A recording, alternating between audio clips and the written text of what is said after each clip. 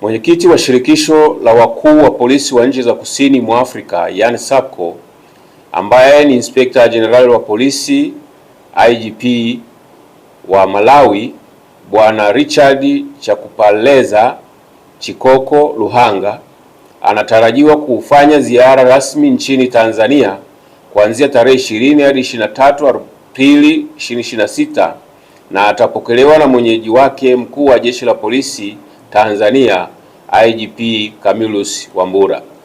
Ziara hiyo ni miongoni mwa majukumu ya mwenyekiti wa SAPCO anayeongoza kwa wakati huo kutembelea nchi wanachama kwa lengo la kukagua utekelezaji wa maazimio mbalimbali yaliyopitishwa katika mkutano uliofanyika jijini Dar es Salaam Juni 2025.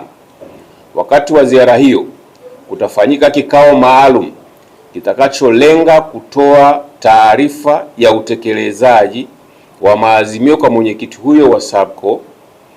Miongoni mwa maazimio hayo ni pamoja na kuimarisha mapambano dhidi ya uhalifu wa kupangwa na ule unaovuka mpaka kwa lengo la kuzuia na kudhibiti matukio ya kihalifu katika ukanda wa kusini mwa Afrika.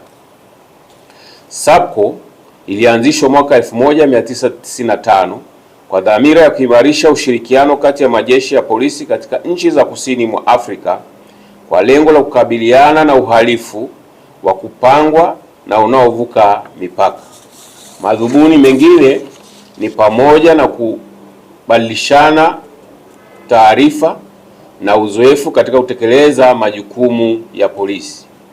Shirikisho hilo linaundwa na nchi wanachama 16 ambazo ni Afrika Kusini, Angola, Botswana, Jamhuri ya Kidemokrasia ya Kongo yani DRC, Eswatini, Lesotho, Madagascar, Malawi, Mauritius, Msumbiji, Namibia, Shelisheli, Tanzania, Zambia na Zimbabwe.